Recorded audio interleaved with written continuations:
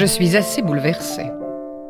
Figurez-vous que je suis tombée par hasard sur le brouillon d'une lettre que ma grand-mère venait d'écrire. À qui, ça? Je ne puis vous le dire exactement, mais j'ai des soupçons. En tout cas, il s'agit d'un très grand personnage. Je dirais même d'un personnage très grand, haut placé à plus d'un titre. D'ailleurs, jugez vous-même, la lettre commençait ainsi: Monsieur le Président. Monsieur le Président, mon Dieu que ça fait drôle de t'appeler ainsi. Il y a si longtemps, blotti sur ton épaule, je t'appelais chérie. Lorsque dans les journaux j'ai vu ton air funèbre, j'ai repensé soudain au charmant jouvenceau qui n'était pas célèbre, mais qui dansait si bien, si bien, si bien, qu'encore maintenant, malgré ta renommée, et malgré les années, avec plaisir je m'en souviens, souviens. Par hasard devant moi, lorsque quelqu'un évoque tes succès d'orateur, je ris car je revois une certaine époque où très mauvais causeur, souvent tu préférais dans un douillet silence laisser parler tes mains. Alors tu ignorais ce qu'était l'éloquence, mais t'embrassais si bien, si bien, si bien, qu'encore maintenant, malgré ta renommée, et malgré les années, avec plaisir je m'en souviens, souviens. L'autre soir je t'ai vu près d'un parlementaire en habit d'apparat, et moi qui t'ai connue en tenue plus légère, je n'en revenais pas. Mais sous ta distinction et sous ta redingote, j'ai revu sur le champ un tout jeune dragon qui m'appelait son petit pote, et qui était si grand, si grand, si grand, au point que maintenant, malgré ta renommée, et malgré les années, j'y pense en rigolant, souvent, souvent. Quand l'un de tes élus te parle de la chambre, ne te souviens-tu pas de celles qui connurent du 4 septembre de plus joyeux débats? Avant de te choquer de ces quelques paroles, repense à l'étudiant qui jadis se moquait pas mal du protocole, mais qui m'aimait tellement, tellement, tellement,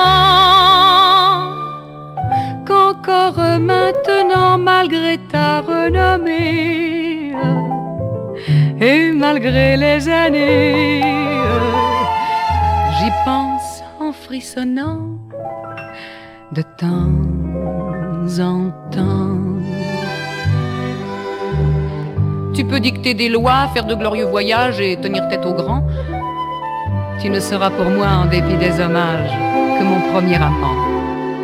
Pardonne si tu peux la trop bonne mémoire et les mots trop précis de celle qui ne se reconnaît qu'une gloire: t'avoir beaucoup chérie, chérie, chérie, au point que quand je dors, je crois parfois t'entendre, avec ta voix si tendre, me murmurer encore: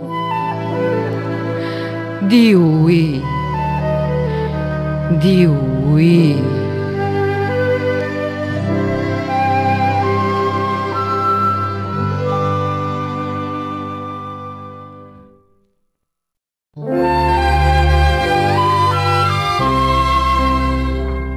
La première lettre de rupture, on l'écrit quand on a 16 ans, après une longue aventure interrompue par les parents. À la lueur d'un clair de lune, on écrit que tout est bien fini. Cher grand amour, mon pauvre cœur succombe, je veux mourir pour t'avoir trop aimé. Ne pleure pas, j'emporte dans ma tombe notre secret qu'on ne peut m'arracher. Adieu mon cœur, adieu toute ma vie, tâche d'être heureux. Potasse bien ton latin. Et je signe ta tendre amie qui a vraiment un très très gros chagrin. La deuxième lettre de rupture, on l'écrit quand on a 20 ans. Un monsieur de fière allure qui vous a trompé, oh, lâchement. À la lueur d'un abat-jour, on écrit que tout est bien fini, hein? Cher grand ami, je ne suis pas de celles qui vont se pendre pour un amour déçu. J'aurais aimé que tu me sois fidèle. Tu ne l'es pas, eh bien, n'en parlons plus. Mes compliments. Elle est vraiment jolie. Je ne te souhaite pas d'être trop malheureux. Et je signe ta grande amie qui te plaint beaucoup plus qu'elle ne t'en veut. Et toc, la troisième lettre de rupture, on l'écrit un bon garçon, au teint frais et à l'âme pure qui voulait vous donner son nom. Sous le néon d'une boîte de nuit, on écrit, oh là là, que tout est bien fini. Mon cher petit vieux, t'es vraiment adorable. C'est bien de tes coups de vouloir convoler. Mais avec moi, ce ne serait pas raisonnable. Je t'envoie quelqu'un vite pour me remplacer. Adieu, vieux frère. Fais confiance à la vie. Bon, ce serait trop bête que tu aies du chagrin. Et je signe ta vieille amie, ta grande sœur et ton petit copain. Bon. La dernière lettre de rupture. On ne l'écrit pas. On la reçoit. Après une ultime aventure qu'on a prolongée, malgré soi. À la lueur d'un clair de lune, on relit que tout est bien fini. Ma douce amie, vous qui êtes d'un âge à réagir avec lucidité, si je vous dis qu'il faut tourner la page, je suis certain que vous m'approuverez.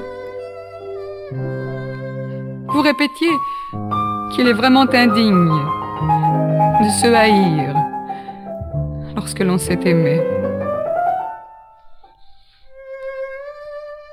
Vous comprendrez alors pourquoi je signe celui qui part avant d'être lassé.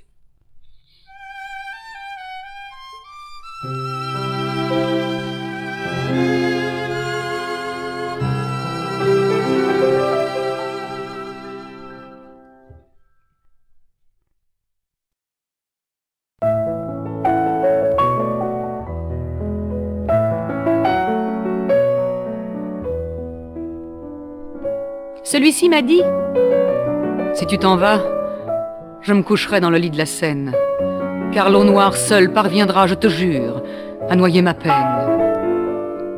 Celui-ci m'a dit, si tu pars, mon mal sera intolérable, au point que la lame du poignard dans mon cœur sera délectable. Un autre m'a dit, si l'amour pour toi devenait dérisoire, pour moi ce serait simple comme bonjour, le poison conclurait l'histoire.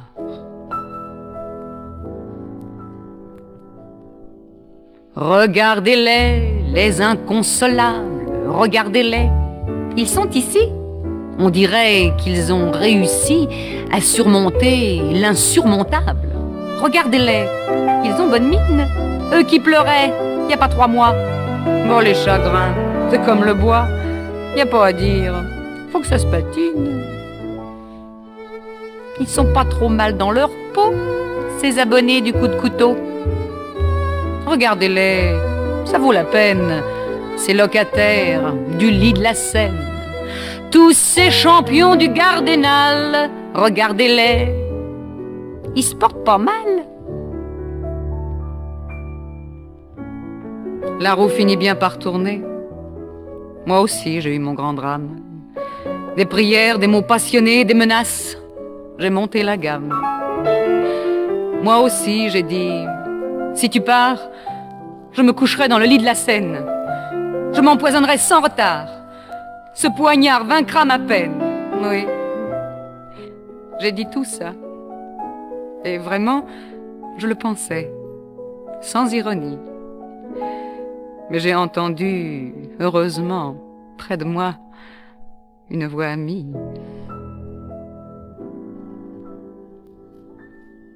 Regarde-les, les inconsolables, regarde-les autour de toi. Ils ont bien réussi, je crois, à surmonter l'insurmontable. Regarde-les, ils ont bonne mine, pourtant ils ont pleuré comme toi. Mais les chagrins, c'est comme le bois, y a pas à dire, faut que ça se patine. Regarde-les, prends-en de la graine, dépose tes larmes, dépose ta haine. Dis-toi que tout ça n'est qu'un jeu, dans très peu de temps, tu seras comme eux. À nouveau tu feras pleurer et tu diras pour consoler. Regarde-moi l'inconsolable, regarde-moi, regarde-les, viens dans notre ronde immuable, la grande ronde des consolés.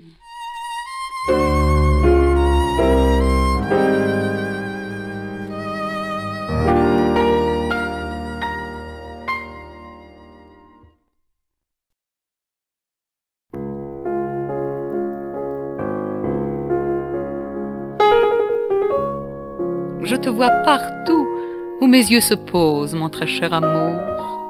Depuis ton départ, je crois que les choses conspirent nuit et jour pour que ta pensée y demeure enclose jusqu'à ton retour. Dans le grand cendrier, les cendres que tu mets parfois à côté, sur la commode en palissandre, le rond de ta tasse de thé, et ton tableau que tu mets de guingois, tout ça, chérie, me fait penser à toi. La bouteille d'eau de lavande que tu rebouches rarement, et ta désuète houppelande que je ramasse si souvent.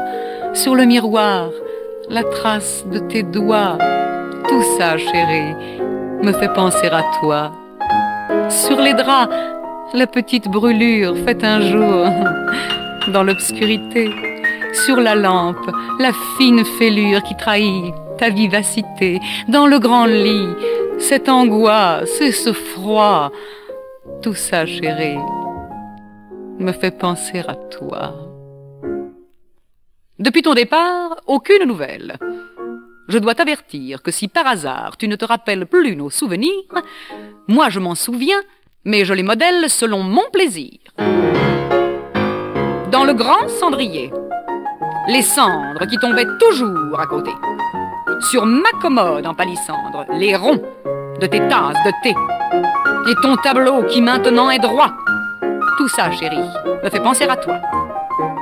La bouteille d'eau de lavande qui a retrouvé son bouchon. Ta ridicule houppelande que j'ai transformée en torchon. Et ce miroir où enfin je me vois. Tout ça, chérie, me fait penser à toi. Sur le drap, l'énorme brûlure faite un jour, je ne sais comment. Sur la lampe, la large fêlure qui trahit tes énervements. Et notre lit, juste assez grand pour moi. Tout ça, chérie, me fait penser à toi. Tout avec le temps se métamorphose. Un autre est venu. Et depuis, ma foi, quand mes yeux se posent sur des lieux connus, c'est vraiment curieux, je vois autre chose que ce que j'ai vu. Dans le grand cendrier, les cendres qu'il ne met jamais à côté. Sur la commode en palissandre, les ronds que lui-même a ôtés. Et ton tableau que nous avons détruit. Tout ça, vraiment, me fait penser à lui. la bouteille de parfum d'ambre qu'il renouvelle à chaque instant, sa précieuse robe de chambre qui reste accrochée tout le temps, et ce miroir qui désormais reluit, tout ça vraiment me fait penser à lui. Les beaux draps qu'aucune brûlure ne viendra souiller désormais, la lampe neuve et sans fêlure qu'on allume presque jamais, et ce grand lit redevenu étroit. Bon, à quoi bon? Ça me fait penser à toi.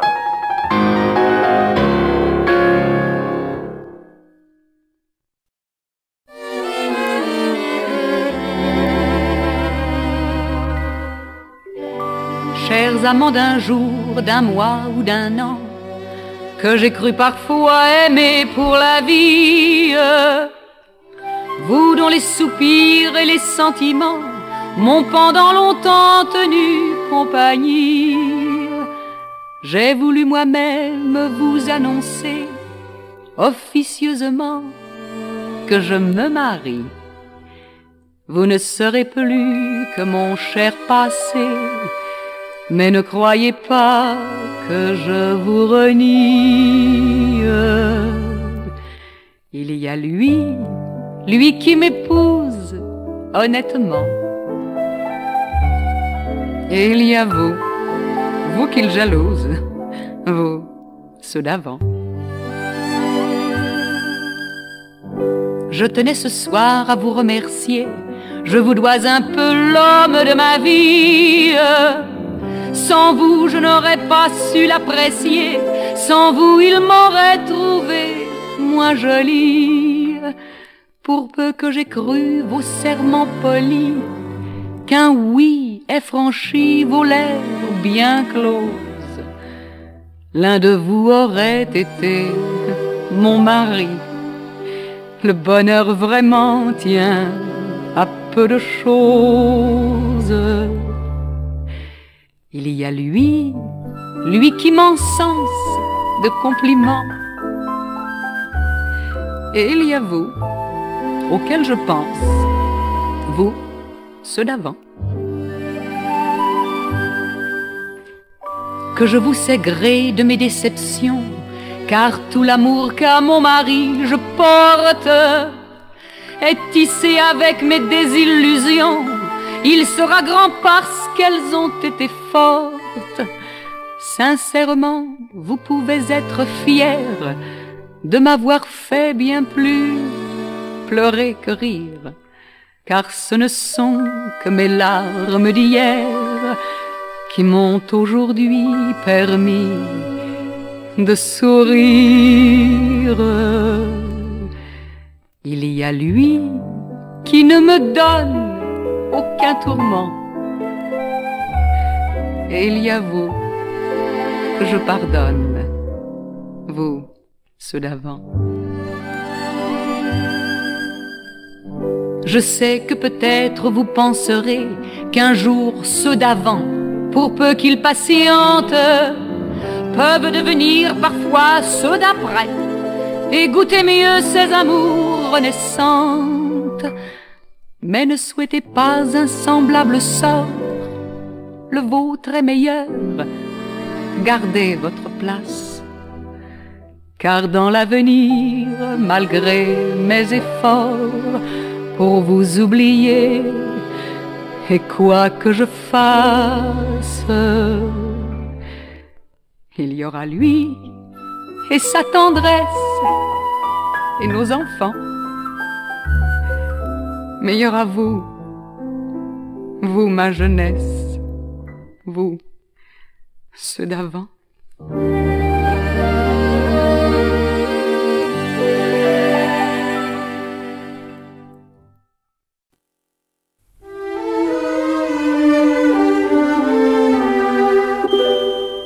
Quand je te dirai, avec bonhomie, te voyant sécher sur un thème latin ou sur un problème de géométrie, c'est fou ce que tout ça me paraît enfantin.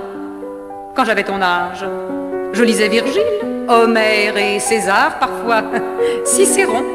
Mais comme ça me semblait vraiment trop facile, en même temps je faisais quelques équations. Véronique, si je te dis ça, il ne faudra pas me croire, non, il ne faudra pas.